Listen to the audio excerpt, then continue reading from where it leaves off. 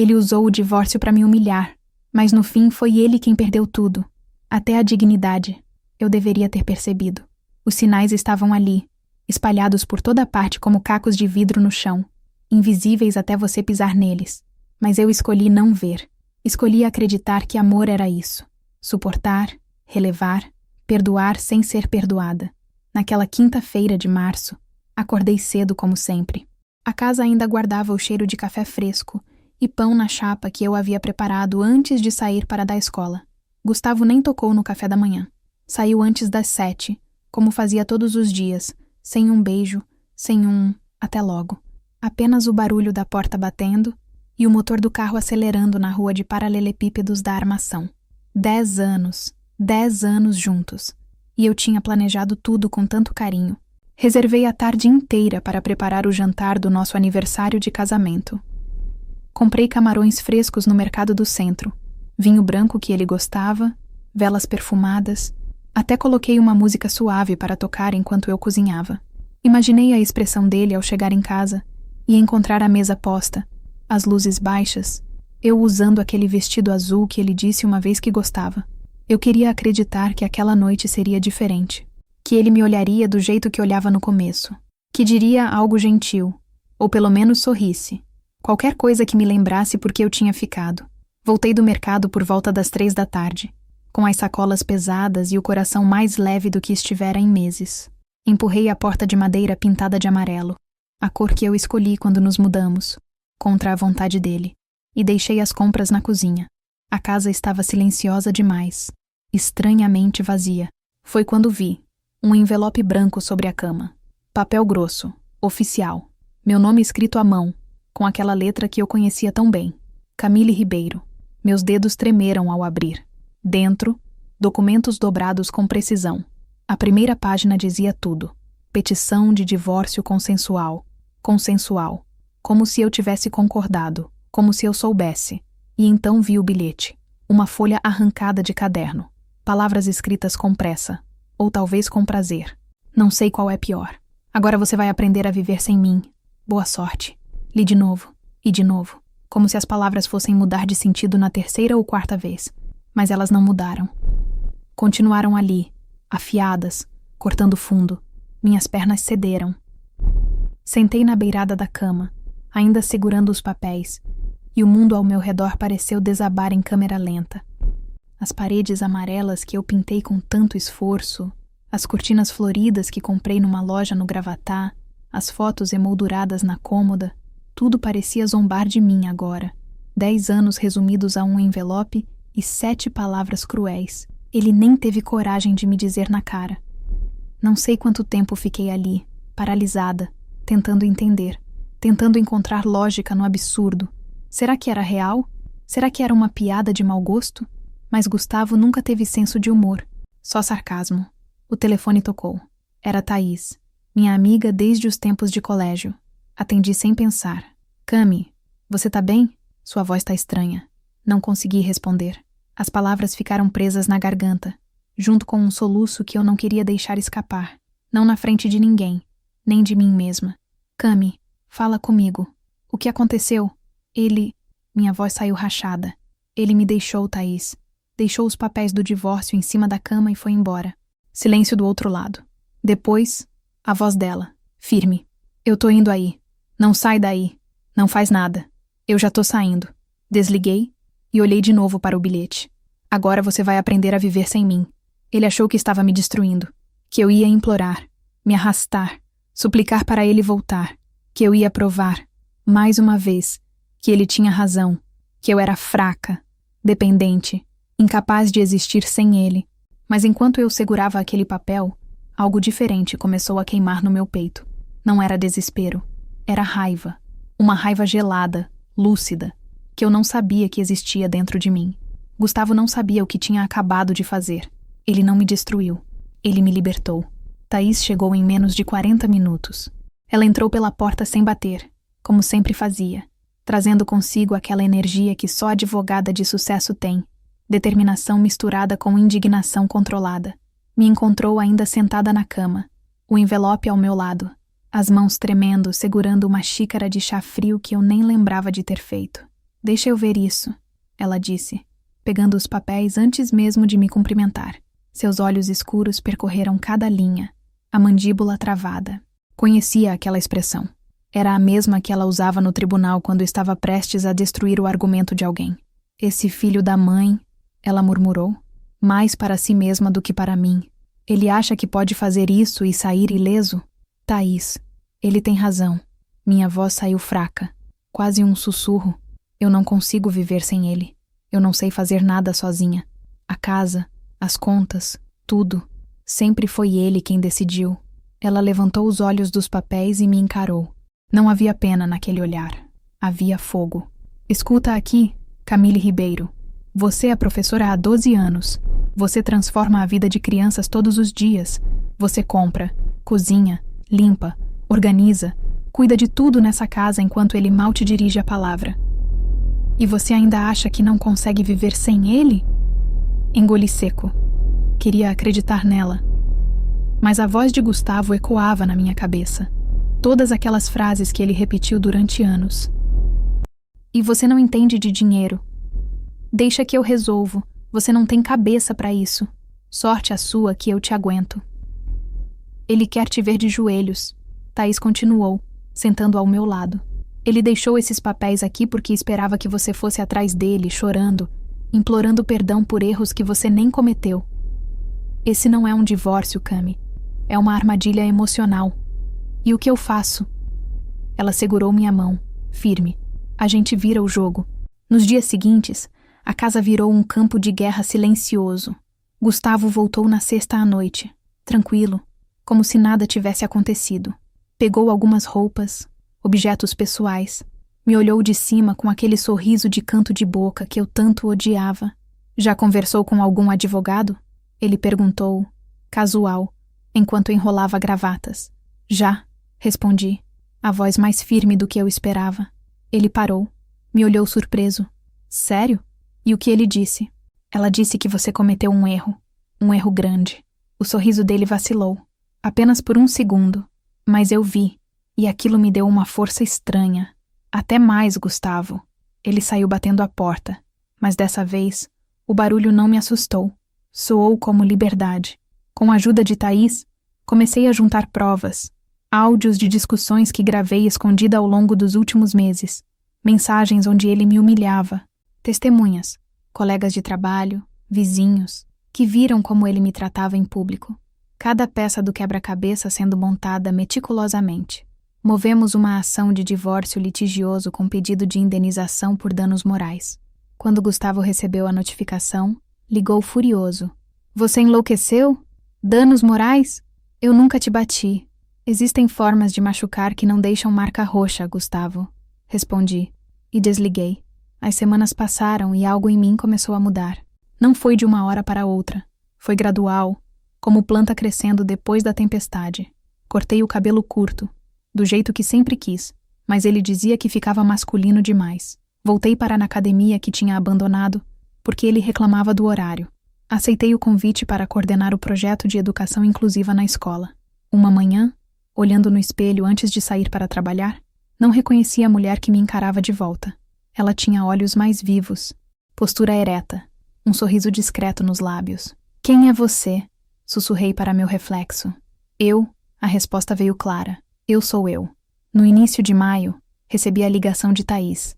Senta aí, tenho novidades. Boas ou ruins? Depende do ponto de vista. Para você, ótimas. Gustavo foi demitido. Meu coração acelerou. Como assim? Irregularidades na obra da pousada do Gravatá. Alguém denunciou. A construtora abriu investigação interna e o demitiu por justa causa. Ele tá fora, Cami. E nós aumentamos o pedido de indenização aproveitando a situação financeira dele. Desliguei o telefone e, pela primeira vez em meses, ri. Ri de verdade. Não de maldade, mas de alívio. De justiça sendo feita sem que eu precisasse mover um dedo além de me proteger. Gustavo queria me ver rastejando, mas era ele quem estava caindo. Junho chegou trazendo ventos frios do mar e uma versão de mim que eu não conhecia. Acordei numa manhã de sábado e percebi que tinha dormido a noite inteira pela primeira vez em meses, sem pesadelos, sem acordar no meio da madrugada checando se ele tinha mandado mensagem, sem aquele aperto no peito que me acompanhava desde que abri aquele envelope maldito. A casa estava diferente. Não nas paredes ou nos móveis. Esses continuavam os mesmos. Mas na energia. Eu tinha retirado as fotos dele, doado as roupas que ele deixou para trás. Pintei a parede da sala de um tom de verde água que ele odiaria. E sabe o mais estranho? Eu amei cada segundo dessa pequena rebelião silenciosa. Na escola, as coisas também mudavam. A diretora, Dona Cláudia, me chamou na sala dela numa terça à tarde. Camille, preciso falar com você. Meu coração disparou. Será que tinha feito algo errado? Será que alguém tinha reclamado? Ainda carregava aquele medo automático de ser repreendida, herança dos anos com Gustavo. Senta aqui, querida, ela disse, apontando para a cadeira. Seu rosto redondo e acolhedor estava iluminado por um sorriso. Quero te fazer uma proposta. Sentei, tensa. Você viu que a coordenadora pedagógica vai se aposentar no fim do semestre, né? Assenti. Todo mundo sabia. Professora Marta estava contando os dias para se mudar para o sítio em Barra Velha. Eu gostaria que você assumisse o cargo. As palavras demoraram para fazer sentido. Eu? Coordenadora? Dona Cláudia, eu não sei se... Você é a pessoa mais qualificada aqui, Camille. Você tem o respeito dos alunos, dos professores, dos pais. E mais importante, você tem amor pelo que faz. Eu vejo como você se dedica ao projeto de inclusão. Isso é exatamente o que precisamos. Lágrimas ameaçaram descer, mas segurei. Não eram lágrimas de tristeza. Era gratidão misturada com algo que eu não sentia há muito tempo. Orgulho de mim mesma. Eu aceito, disse, a voz firme. Saí da sala com os passos mais leves. No corredor, cruzei com o professor Marcelo, de Educação Física, que me cumprimentou com um sorriso largo. Soube da novidade. Parabéns, coordenadora. Coordenadora. A palavra ecoou doce na minha mente. À noite, liguei para Thaís para contar. Ela gritou tanto que tive que afastar o telefone do ouvido. Eu sabia. Eu sempre soube que você ia se reerguer, Cami. Precisa comemorar. Vamos jantar no bistrô da praça amanhã. Meu convite. Thaís, você já tá fazendo tanto por mim com o processo. E vou continuar fazendo. Aliás, falando nisso, temos audiência marcada para a semana que vem. O advogado do Gustavo tentou pedir adiamento, mas foi negado. Ele tá desesperado. Um sorriso involuntário apareceu no meu rosto. Como ele está? Destruído, ela respondeu, sem um pingo de pena. Sem emprego, vivendo num apartamento alugado no centro porque não conseguiu financiamento para comprar nada. A família dele virou as costas quando souberam do processo e das acusações. Ele tá sozinho, Cami, exatamente do jeito que te deixou sentir durante todos esses anos. Deveriam me sentir vingativa. Deveria estar pulando de alegria. Mas o que senti foi... vazio. Como se Gustavo não merecesse mais nem meus pensamentos. Sabe o que é mais engraçado? Continuei. Eu não sinto mais raiva dele. Eu só sinto... nada. Isso se chama cura, minha amiga. Na sexta-feira, dei minha primeira palestra como coordenadora. O tema era Educação Emocional na Primeira Infância. Preparei slides, organizei dinâmicas, ensaiei na frente do espelho. Quando subi no palquinho improvisado do auditório da escola e vi aquelas 40 pessoas me olhando, meu coração quase saiu pela boca. Mas aí lembrei das palavras de Thaís. Você transforma vidas todos os dias. Respirei fundo e comecei a falar. 40 minutos depois, recebi uma salva de palmas que me fez corar. Pais vieram me agradecer. Professores me abraçaram. Dona Cláudia tinha lágrimas nos olhos. Você nasceu para isso, ela disse. Naquela noite, sozinha em casa, abri uma garrafa de vinho e brinquei ao espelho do banheiro. A mulher que me encarava de volta era irreconhecível. Cabelos curtos moldurando o rosto, olhos brilhantes, um sorriso verdadeiro. Peguei meu celular e tirei uma selfie. Postei no Instagram com a legenda: recomeços são assustadores, mas necessários. Em minutos, dezenas de curtidas e comentários carinhosos apareceram. Mensagens de amigas que eu tinha perdido contato durante o casamento, colegas de faculdade, até ex-alunos. E então vi uma visualização sem curtida, sem comentário. O perfil de Gustavo. Ele estava vendo eu renascer. E aquilo, mais do que qualquer vitória judicial, foi meu verdadeiro triunfo. Bloqueei o perfil dele e apaguei o aplicativo. Não precisava de plateia, só precisava de mim. A audiência estava marcada para uma terça-feira chuvosa de julho. Acordei com o estômago embrulhado, não de medo, mas de uma ansiedade estranha, como atleta antes da competição final. Vesti meu blazer azul marinho, o mesmo que usei na palestra, aquele que me fazia sentir confiante e inteira. Prendi o cabelo num coque discreto e me olhei no espelho. Você consegue, disse para meu reflexo. Thaís me buscou às 8 da manhã. Durante o trajeto até o fórum em Balneário Camboriú, ela repassou tudo mais uma vez. Lembra, mantenha a calma. Responda apenas o que for perguntado. Não deixa ele te provocar. Ele vai tentar, eu sei. E Cami, ela segurou minha mão. Você não é mais aquela mulher que ele conheceu. Não esquece disso. O fórum estava lotado. Corredores cheios de advogados, famílias, papéis sendo carregados de um lado para o outro. Entramos na sala de audiências e meu coração disparou quando o vi. Gustavo estava sentado ao lado do advogado dele, um homem de terno cinza e expressão cansada. Mas foi Gustavo que me chocou. Ele estava diferente. Mais magro, olheiras profundas, barba por fazer. A postura que sempre foi tão ereta, tão arrogante, agora estava curvada. Ele me olhou quando entrei, e por um segundo vi algo que nunca tinha visto antes nos olhos dele. Desespero. A juíza entrou e todos se levantaram. Renata Fonseca, uma mulher de meia idade com óculos de grau e uma aura de quem não tolerava a enrolação. Ela folheou os documentos, ajustou os óculos e começou. Processo de divórcio litigioso com pedido de indenização por danos morais. Vamos direto ao ponto. Doutor Henrique, a defesa gostaria de se manifestar? O advogado de Gustavo se levantou, mas antes que pudesse falar, Gustavo o interrompeu. Doutora, posso falar? A juíza franziu a testa. Senhor Gustavo, o senhor está acompanhado de advogado. Eu sei, mas... Ele olhou para mim e a voz dele saiu diferente, quebrada. Eu preciso dizer uma coisa. Thaís apertou meu braço. Alerta. A juíza suspirou. Seja breve. Gustavo se virou para mim.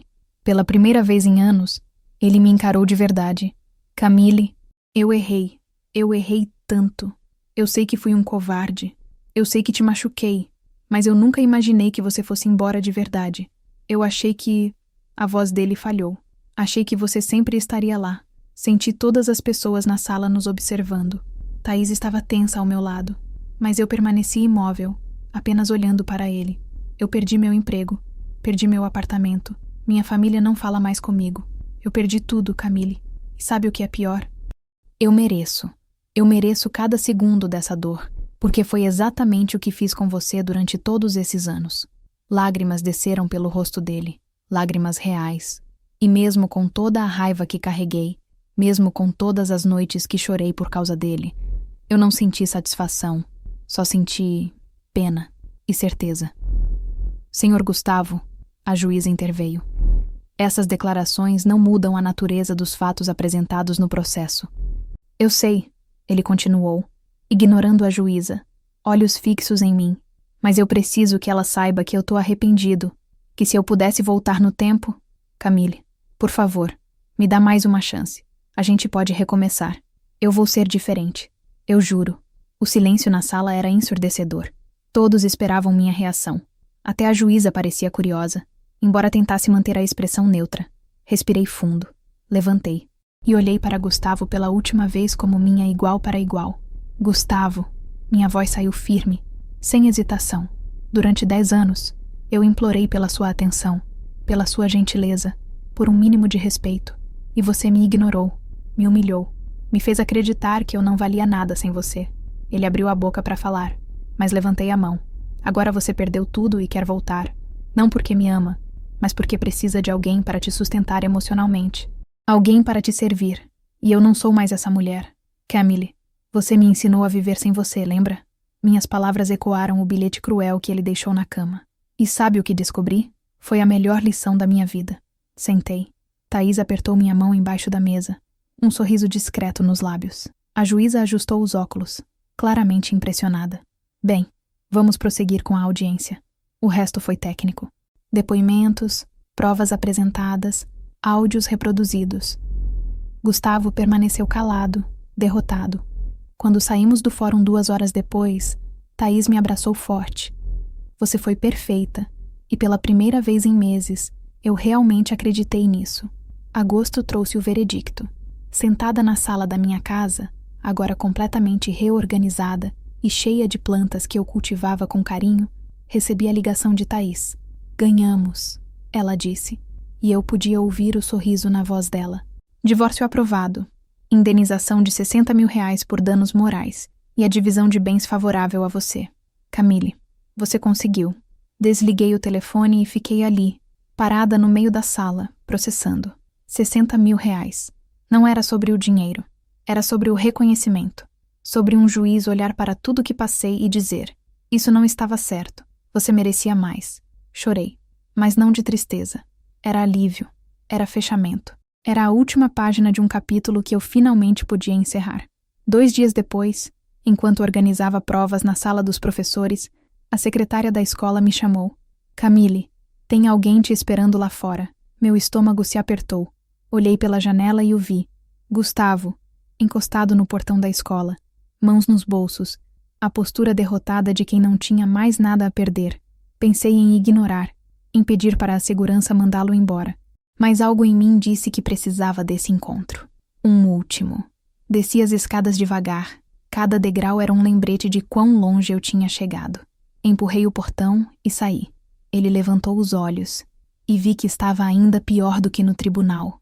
Roupas amarrotadas, olhos inchados, aquele cheiro de quem não estava cuidando de si mesmo. Camille.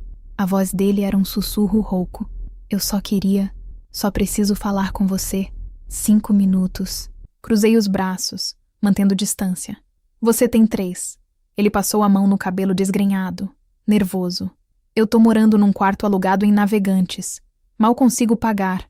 Minha mãe não atende minhas ligações. Meu pai disse que eu envergonhei a família. Eu não tenho mais nada, Cami, nada. E você acha que eu tenho algo a ver com isso? Não, não é isso. Ele deu um passo à frente e eu dei um para trás. Ele percebeu e parou. Eu fui tão idiota, tão cego. Você era a melhor coisa da minha vida. E eu joguei tudo fora porque eu achei que podia. Porque achei que você nunca ia ter coragem de ir embora. E você estava errado. Eu sei. Lágrimas correram pelo rosto dele novamente. Eu sei. E eu sei que não mereço. Sei que você me odeia, mas você era a mulher da minha vida, Cami. Você ainda é. Por favor, me dá uma última chance. Deixa eu provar que posso ser diferente. Olhei para ele. Realmente olhei. E sabe o que vi? Não o homem que me humilhou durante anos. Não o homem que deixou papéis de divórcio na cama com um bilhete cruel. Vi um estranho. Alguém que já não fazia mais parte da minha história. Gustavo, comecei. E minha voz saiu calma, quase suave. Você não me amava. Você amava a ideia de ter alguém que te servia, que te obedecia, que aceitava tudo calada. Você amava o controle que tinha sobre mim. Não é verdade. É sim, interrompi. E sabe o que mais? Eu te agradeço. Ele piscou, confuso. O quê? Eu te agradeço por ter me deixado, por ter me forçado a enxergar que eu não precisava de você. Você me libertou, Gustavo. E agora eu sou coordenadora pedagógica. Vou fazer mestrado em Florianópolis no ano que vem. Tenho amigos, tenho projetos, tenho uma vida de verdade. E você não faz parte dela. Camille, por favor. Não, disse, firme. Você teve 10 anos de chances. 10 anos onde poderia ter me tratado com respeito, com amor, com dignidade, e escolheu me desprezar. Agora você quer voltar porque está sozinho e assustado. Mas eu não sou mais seu porto seguro. Não sou mais sua muleta emocional.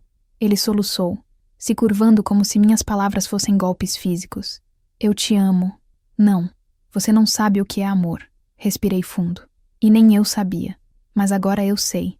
E começa com amar a mim mesma. Algo que você nunca me deixou fazer. Virei as costas e comecei a andar de volta para a escola. Camille! Ele gritou, desesperado. Você não pode fazer isso. Você não pode me abandonar assim. Parei. Me virei uma última vez. Assiste, disse. E entrei. 3 meses depois, estava no ferry boat de Navegantes para Florianópolis. A mala ao meu lado, o vento frio de novembro batendo no rosto. O mar estava agitado, ondas se quebrando em espuma branca. Fechei os olhos e respirei fundo, sentindo o sal no ar, a liberdade em cada célula do meu corpo. Pensei em tudo o que passei, na dor, na raiva, no medo, mas também na força que descobri, nas amizades que me sustentaram, na mulher que me tornei. Abri os olhos e sorri para o horizonte. Às vezes, a dor é o empurrão que a gente precisava para se libertar de quem nunca nos mereceu. E eu estava livre, finalmente, completamente livre. Fim. Obrigada por assistir até o final. Você gostou da história? Deixe um comentário.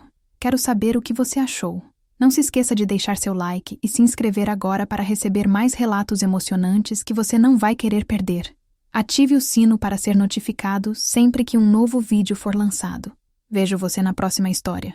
Muito obrigada.